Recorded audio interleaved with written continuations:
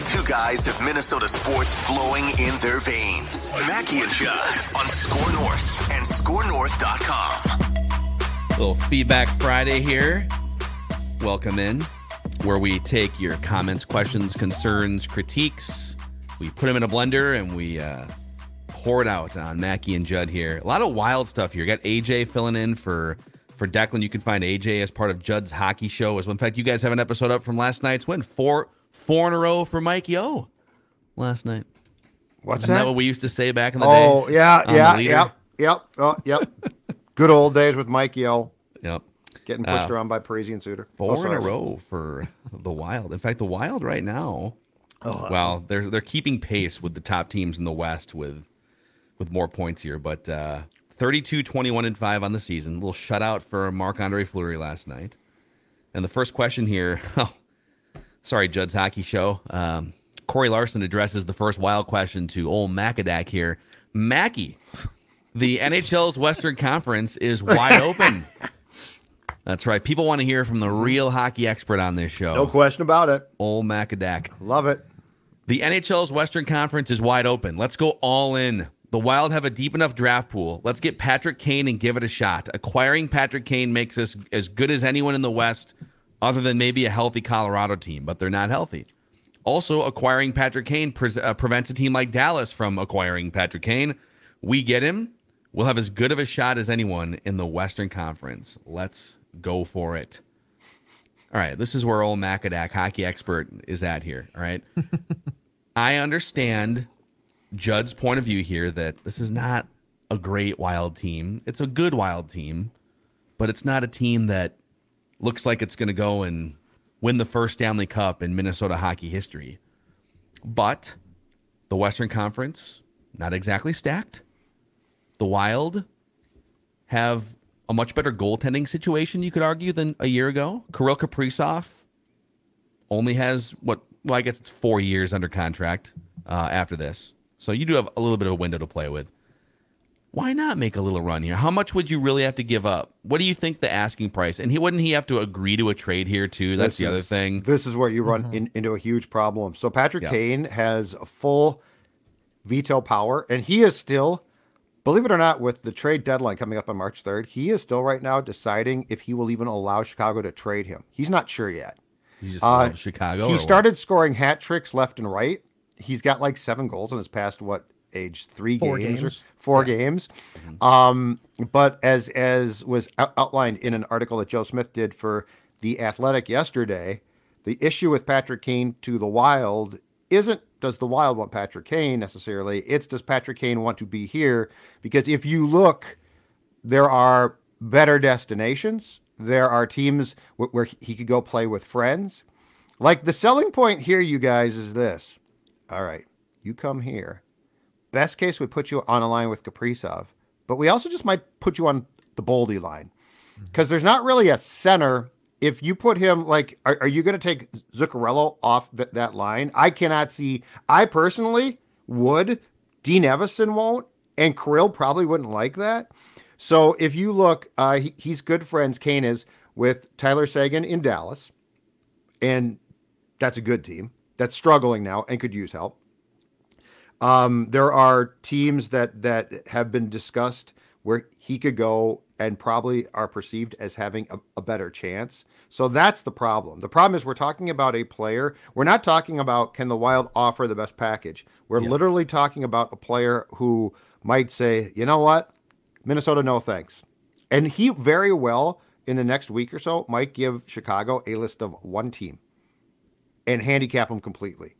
And they can trade him, but they're not going to get, I think it was, in fact, a guy that we talked about a lot around this time last year, Claude Giroux, then of a pathetic Flyers team, had the same thing, exact same thing, and a complete no trade. He came in, I believe, and gave the Flyers 2 teams and basically said, it's Florida. I want to go to Florida. Yeah. So the return wasn't great. But that's the point is, before we get into, is Kane coming here? Should they want him? The most important thing is Patrick Kane completely controls his fate. Okay, that's fair. And he's a very flashy guy. You know, I could see, with the Showtime nickname, why not want to play at one of the most famous arenas in all of the world, Madison Square Garden, under the lights, right on Broadway. You know, the Rangers. Why would he not? And they're kind of a wagon this year with the up-and-coming Alexi Lafreniere, who's been really slow since his draft. Capo Caco has been a little lackluster the year before, but Adam Fox is a perennial Norris candidate. They have one of the best up-and-coming goalies in the world. They've got his old teammate there, Artemi Panarin, and I'm sure they would love to rekindle that flame. But like you also mentioned, Dallas, they're a very good team. And now for the sake of Chicago, if he's on that list, maybe 1, maybe 2, maybe 3, with how they're struggling, they might want to use that as a little bit of leverage of, you realize this could be your year. You've come close recently. You're on the list, but you're able to pay a little bit more because you need a little bit more, and your fan base is not going to like it if you started so hot and now you've lost 5 in a row, and now, things are looking bad. So, and plus, I don't think he just fits the Wild's game. Judd and I were talking about this like an hour ago. The Wild are very north to south, and it's not that flashy play because when you're getting him, you're getting a specialist. You're not getting that two-way type of guy. You're getting, in extent, an Alex Ovechkin. He's going to stand in one spot on the power play, and you're going to feed it to him because that's what he has to do. Patrick Kane, he can do a little bit more than that, and he is very flashy, but in terms of the Wild, it would be very cool, but this year I just don't think that is the move for them. I think maybe he feels a little bad about beating up on the Wild so badly, 7-8 years ago. The stanchion. In the playoffs. Yeah, the stanchion. Screwed us. The stanchion Our own goal. stanchion. It's ridiculous. At 2 stanchion. Viking Bo chimes in here on YouTube. The turning point for the Wild was bringing Flower, a move I supported, and then starting him in the playoffs after he was totally outplayed by Talbot down the stretch. Flies in the face of everything that got us there. Gus in goal has saved this season from disaster. Do you think last year's playoff run would have turned out differently if they had just started the playoffs with Talbot as the number 1 goalie? I think last year's playoff series against the Blues turns out differently if the head coach had made any adjustments. Craig Berube in St. Louis. Go back and watch that series. And what, because the Wild got off to a good start and Berube adjusted things. He took the goaltender who had been playing, which I think was Halak at the time, who struggled a little bit, and said, Jordan Binnington, he's crazy, he's cuckoo, but he's got a Stanley Cup.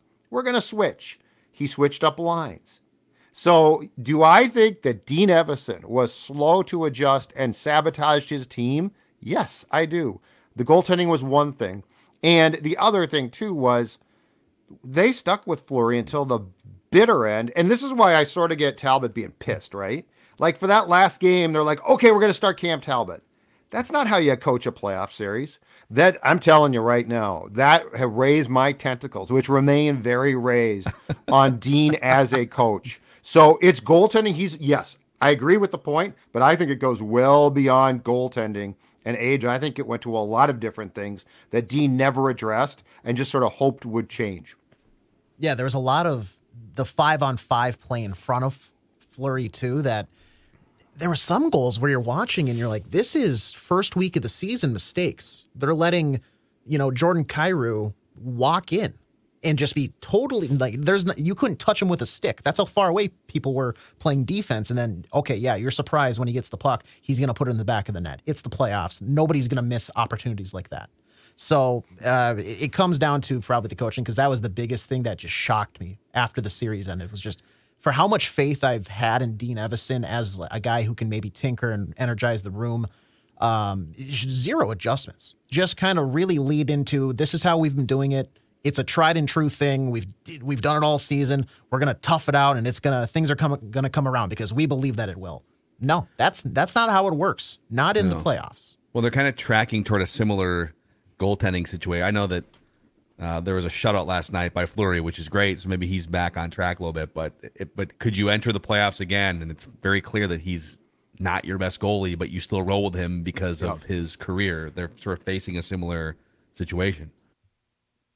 I think that'd be very telling of Dean, because now a calendar year later, do you want to go? And last year you made the trade to acquire him, and if you don't make that trade, I think there's no doubt that you're rolling with Talbot, but it was the recency bias, and it's the presence of this Hall of Fame goaltender who's coming in, and you went out and got him. So why would you not start him in the playoffs and all that stuff? This year, I think, and I still have faith in Dean as a coach of being able to adjust and adapt and kind of grow with the times. I think he may be able to recognize, Gus, we're going to go with you game one. We're gonna see how things go. Even if we get the win and you look shaky, then we'll make the change. But I think if I still do, really, just because I'm an optimistic guy, especially around this team. I spend more time on the show.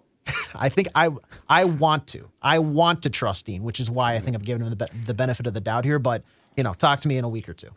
I will say this for all that we have talked on the show about various sports and what coaching means. It is incredible when playoffs come around how important that becomes. Just as far as decisions go, look. The Vikings won 13 games, but at some point in time, we all sort of knew when it got to be crunch time that defensive lack of adjustments and lack of control would bite them, and it did. Last year, playoffs, you can win a lot of games in the regular season with sort of hope and, I'll make this change or I won't. But when playoffs start, right, and things get tense and things get buttoned down, guess what? Other teams adjust, it bites you. The Twins, the Twins can make these goofy decisions about the bullpen and stuff. And yes, it blew up last year, but Rocco got away with that crap in the regular season a lot. But then we get to the playoff games. We get to New York, for instance, and the willy-nilly decision that doesn't bite you completely in the ass in June just undoes you. Like, it is incredible when we get to that time, how important it becomes that the leadership structure understands in every way what it's trying to do. Evan Lindstrom chimes in here, says, I'd like to get your thoughts on how the Wild scratched Beckman, added Foligno to the second line, and kept Greenway in the same role. Greenway has scored 2 goals all season and is due to get scratched. With Boldy and Beckman playing pretty well in the last 2 games they played together, I thought it was a poor decision to not have Foligno take Greenway's role, especially in a game against a lesser opponent like Columbus. Although you can't take any game lightly, I think it would have been one to really get Beckman's confidence up. Your thoughts? I saw this note. It's a great point, and here's why they didn't do it. Because of the technicality of the trade that the Wild again facilitated with the Washington Capitals and Boston Bruins, which brought Dmitry Orlov, a really good defenseman, to the Wild for about 10 seconds. And the Wild absorbed 25% of the cap hit to help with that trade. The reason why they got something back is because they absorbed the cap hit, and they're going to take that on for the rest of the season. Beckman had to be sent down technically because you got to get his cap off. You got to get his salary off the cap to fit the Orlov salary of 25% in. And so Beckman can clear the waiver process, or he is not subjected, I should say, to them. Like, so if you waived Greenway, he's going to get claimed. So it's all technicalities, but the reality is I'm more curious to see what they do against Toronto tonight, because I think Beckman is going to be recalled now, and they'll again, it's a day-by-day thing. They shuffle the cap around, Phil. So the Beckman move for the Blue Jackets game was made solely because of the trade with the Bruins and Capitals. Okay. If that makes sense. All right. Love the technical explanation. Brandon Ledoux says, hey guys, I want to get your thoughts on something. I agree with you that this Wild team is not a Stanley Cup contender right now. Billy G made it clear that he is not going to give up the farm for this year by even paying for Ryan O'Reilly's contract. So if we aren't going to go all in this year, why not get the most value for what we have now through trading our value? I'm talking about trading the Gus Bus. No one is talking about this. Yes. Everyone keeps bringing up Dumba and Greenway. Dumba, Greenway? What are we going to get for them? A ham sandwich and a bag of pucks? Ooh. Gus is on his last year of his contract. Why not trade him to goalie-needy teams like Vegas, the Kings, or the Kraken and really cash in? First of all, the Gus Bus is at the end of his contract, but because of his age and contractual status, he is a restricted free agent. So he's yours to keep. He's not going to break the bank. Second of all, keep in mind, goaltenders never get you as much back as you think. So, like, if you traded him, you're going to be very surprised and disappointed at what you get back. I would rather proceed ahead into next year with an eye on Gustafson and Jesper Wallstedt, who's at Iowa, who's a first-round pick, who I think is going to be an absolute stud. I would far prefer to proceed with them as being my top two goaltenders. Fleury, I don't know. He's got a year left on his contract. I'm not sure if he comes back or not.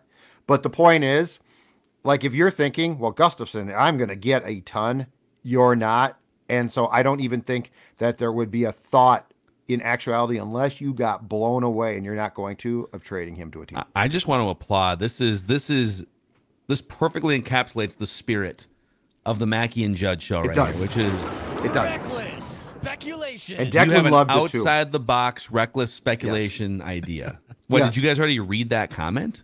Declan read it, or Declan got it. I don't know if it was that exact comment, but he got that exact same suggestion that we did on JHS. I mean, it is reckless speculation at its highest. Yeah, it's really good. It's the type. I love, like, the type of move that you wouldn't think about that could help the franchise.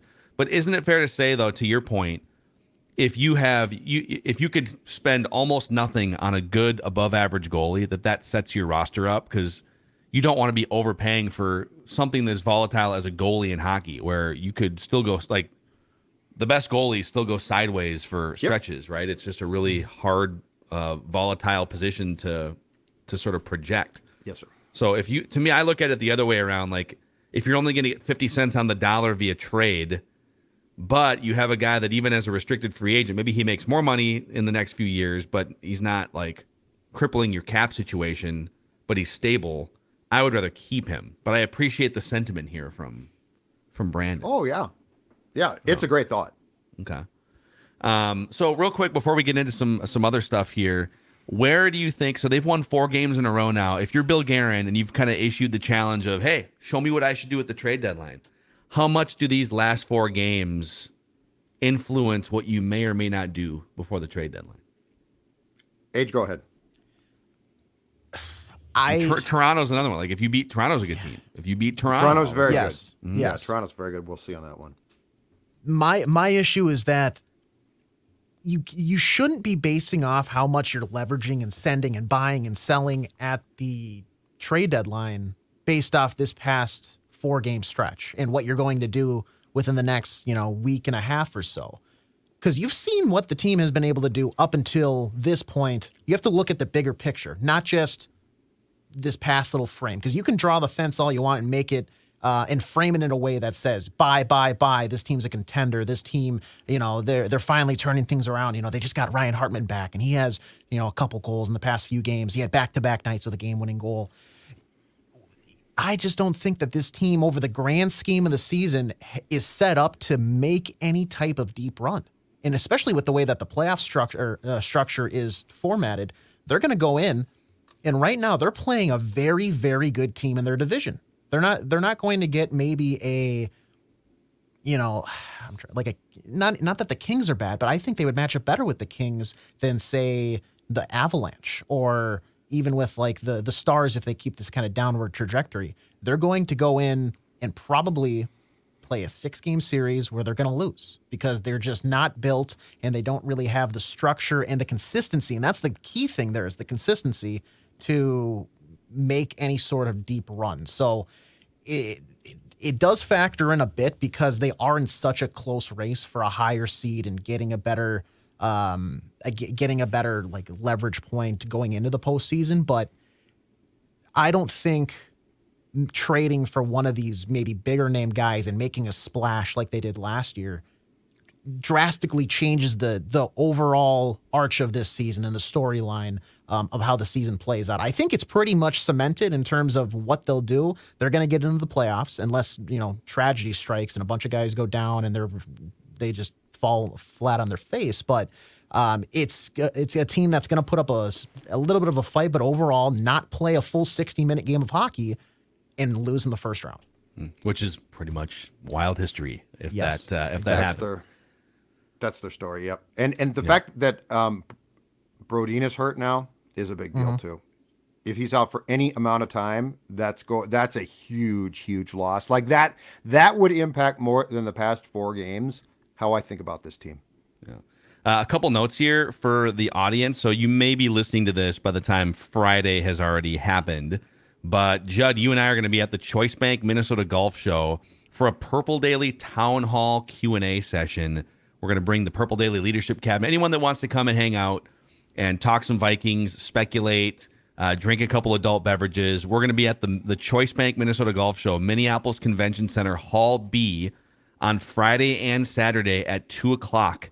Tickets are just $12. You can get them at the door, or you can go to minnesotagolfshow.com to find out more information. So come hang out with us and cheers a couple and talk some Purple. Also, earlier this week on Monday, the legendary Tom Bernard, who has been a fixture at the top of the radio ratings in Minneapolis, St. Paul, on formerly on the radio side, KQRS. Now he is under our umbrella and our family here at Hubbard, where we produce SKOR North podcasts, the Garage Logic podcast, and now the Tom Bernard Morning Show. And you can find both Judd and myself. We alternate. So I'm Mondays and Fridays at 9:15. Judd, you are Tuesday, Wednesday, and Thursday at 9:15. Talking sports with Tom Bernard. TomBernardShow.com, live from 7 to 10 a.m.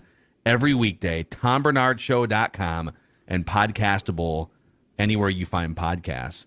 So Don Shelby was on today. Another, like if you would have told 12-year-old Phil Mackey, hey, Legend. 12-year-old Phil Mackey in the late 90s, someday in about 2 decades, you're going to be a regular on Tom Bernard's Morning Show, where Don Shelby appears on Fridays, and you'll be doing like 5 shows a week with Patrick Royce, 3, 4, 5 shows a week with Patrick. I would have said, what? Pinch me. And so today I jump on at 9:15, and it's Tom and it's Don Shelby. And Tom was saying how, like, you know, we haven't actually met Phil in person, but it's been great, you know, have him on, talking sports, having Judd on. And I said, actually, I've met both you guys in person earlier in my career. So Don Shelby, and he didn't know, Don Shelby's met a million people. For the younger audience, Don Shelby was the lead news anchor for the 10 o'clock news on Channel 4 WCCO for years and years and years. There's a great, actually, they did a Minnesota hometown David Letterman episode in like 1996 where they kept cutting back to Don Shelby and Amelia Santinello for these little spoof clips. And at one point, Don Shelby goes, Amelia, I have a gopher in my pants. His name is Carlos. And at the time, like, we didn't really see much of that personality from Don Shelby, I feel like. But I was sitting in the Twins press box, like, this is probably 11 or 12 years ago when we had just launched 1500 ESPN. I was like a 24, 25-year-old, just making my way in the industry. Don Shelby sits 3 seats down to my right with no one sitting between us in the Twins press box in the 3rd row. And I'm like, oh, my God, that's Don Shelby. I grew up watching this guy. This guy's a legend. And it took me like 3 innings to work up the courage to, like, just lean over, reach out my hand, and introduce myself. And I was so nervous. And I said, hey, Don. And he kind of looks over. And then I made the mistake of saying, I don't know if you know, or I don't know if you're familiar with me. My name is Phil Mackey from 1500 ESPN and some other. But the main thing that I said, I stumbled into, like, I don't know if you're familiar with me or not. And he shakes my hand and he pauses for like 3 seconds. He goes, nope, not familiar. And then turns and keeps watching the game. Set yourself up. I met Tom at it was like a podcast convention 6 years ago, and we were at a dinner table with like 8 other people, a big dinner table, and we just like told Patrick Royce stories for 3 hours, and he like totally forgot that happened. So I had to reintroduce those guys. And we have met before. I'm a nobody. Appreciate you guys. And Don Shelby was like, you know, now that I've had about 12 years to think on it, your name does vaguely ring a bell now. That's great. It's like, thanks, Don. Actually, if you would have told 12-year-old Phil Mackey that someday Don Shelby will tell you, your name vaguely rings a bell, I would take that as a win. Yeah. That is, yeah. He's great too, because he like grew his hair out once he got done with TV. Dropping casual F-bombs on the Bernard podcast. Had like a ponytail. It's fantastic. So TomBernardShow.com if you want to hear Judd and myself just slinging takes at 9:15 every weekday morning. Back to Feedback Friday here, boys. Ex-Twins news guy says, hey, Mackey, I love when you guys peel back the curtain talking about the business like you guys did on Flagrant Howls a couple weeks ago. So Kyle and I were kind of talking about the mechanics of like the D'Lo stuff that came out after he was traded. Oh, right. And we kind of talked about why didn't that stuff come out while he was here? And just the dance that you have to do that beat writers oftentimes know this much, but can only report this much for political reasons or whatever. Right. Ultimately, your loyalty is to the audience before anyone else. But he says, would love it if you guys would do that more often once in a while. Got me to thinking, a guy on Twitter recently called you an analyst. I think a lot of people don't understand the different roles and just lump people into sports media. But under that umbrella are roles like beat writer, newspaper columnist, analysts, talking heads, journalists, etc. And many don't really understand the inner workings. Could you guys talk about this? Thanks, ex-Twins news guy. You've done like all of those things. He forgot the most important one. Hot take artist. That's what we are. You heard of Subway sandwich artists? We are brewing up hot takes every day. Some people like they'll rip on us for that's not very good journalism. It's like we're not really journalists anymore. Well, we used to be. I also saw a tweet from a guy upset at our Vikings roster construction show on Thursday because it wasn't factual enough, that we were just pontificating and guessing. It's like, well, yeah, that's what we do. We take what we know and then we try to mold that into intriguing segments or podcasts. But it's like, that wasn't, you guys are just spitballing. Yes, that's what sports talk is. We are idiots on microphones, and now we have cameras as of the last few years. Exactly. And we just want to build a group of like-minded, or not even like-minded, just a group of Minnesota sports fans that want to come together. I don't know what you would call that. I think the interesting thing, though, to the point here is how these jobs have evolved and changed in the past 5, 10, 15 years. Like what used to be the traditional, when you covered a team at one time and were what he refers to accurately as a beat writer, there was a time where you weren't supposed to have opinions, basically. Like that was the columnist's job, and your job was to report the news. But if you think about it right now, how much do you want to read a person who covers a team with zero opinion? Yeah. It's not interesting. You want to know, and that doesn't mean that the person has to rip players or the team, but it certainly does mean that I want your acknowledgement of you're around the team on a daily basis. Give me your feeling about it. Like you know more than I do. I want to know. So it's just really intriguing. I feel like the beat writer's job has become more of like a columnist job, just through the natural progression of what the reader wants.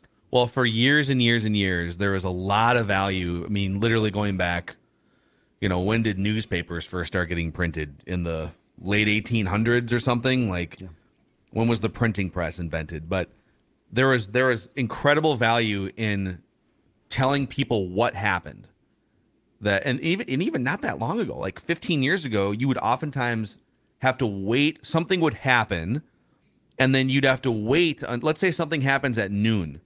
Now, live radio was the way that you would get it out there, I guess, in the 80s, 90s, 2000s. But then maybe you'd have to wait until 6 o'clock to watch it on TV or 10 o'clock. And now it's like in 2023, what happened is just so instantly available. And it's so there's less. If I guess if you have a job in sports media and your job is to tell people what happened, I would be looking through LinkedIn to find another. You have to find a different way to hook people. And I always kind of laugh, not to like make fun of local TV news, but I always laugh when like local TV news will say, coming up next, we'll tell you if the Wild hung on in Toronto. It's like, what? Yeah. I sort of know that and got that. When I started on the Vikings beat in 2005, so relatively in time terms, not that long ago at all. I remember going and looking at the Pioneer Press in the morning every day, hoping I didn't get scooped on something or that we didn't. Like you literally had to go get the physical paper the next day. Well, you'll know right away now. You got scooped on something. Okay, well, how can you spin it? And it's out on Twitter, and like Schefter has it or Rappaport has it. So like the amount of change that's happened in the last 22 years is just off the charts. In terms of like beat writers and journalists, like the capital J journalism jobs, again, if there's so many of them, and there's probably a shrinking number of them now just because some of these traditional media outlets are downsizing so much, but your value is not necessarily like writing a gamer. Your value is, do you have sources that can help you tell a story that the fans don't know, right, or provide a reason why something happened? Like, can you build sources, or to your point, can you put an opinionated or analytical spin on something that maybe nobody else is, or something that goes deeper for the audience? And then there's hot take artists like us that just come on here every day, Reckless speculation, make fun of things and poke and entertain. Oh, hopefully. No, we're right half the time. The only question is, do the teams listen to us? Isaiah Williams on Twitter chimes in and says, I don't understand people criticizing meteorologists this week. If you live up here in Minnesota, you know our weather is erratic and the meteorology isn't an exact science. They're doing their best. How do you guys feel now that we've had a couple days? I'm looking out the window. It's sunny. All right, we've got a lot of snow. Yeah, I shoveled a lot. Do you feel like the meteorologists deserve criticism for what happened this week? You know what? Do you think they got close enough? Well, one is, after personally shoveling my car out of the backyard or the back driveway in my alley, and then the entire front, my entire front sidewalk and the sidewalk in front of my house, that was a lot of bleeping snow. Okay. I wish they would tone down the doom and gloom a little bit. Like, I feel like they get an irrational joy because I think the ratings go through the roof, right? Mm-hmm. When they basically tell you it's Armageddon, we're all screwed, see ya in the afterlife. So that annoys me. But that being said, I feel like there was about, in St. Louis Park here, 12 to 14 inches of snow, it felt like a little bit. So it's not like they missed by, oh my God, it didn't snow. I think, here's my thought on this. All right. It snowed a lot, but I saw that it was like the 17th biggest snowstorm or something in Twin Cities history. That's not what we were promised. That's not what we were told to prepare for. Did you want it though? And as someone who is rarely wrong on a sports take, I feel perfectly comfortable throwing stones at meteorologists right now. Okay. I just I'm going back through, my wife and I were sending each other just some of the verbiage and stuff that these weather people were.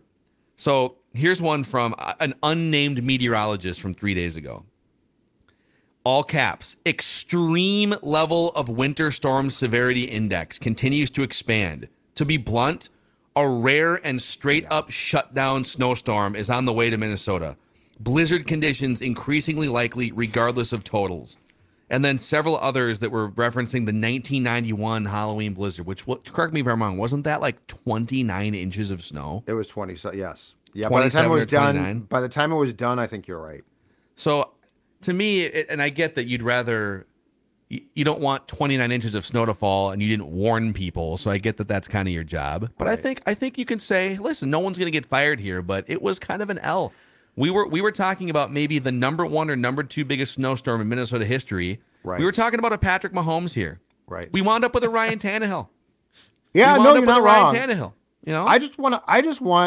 I want the weather person world to calm down, first of all, okay?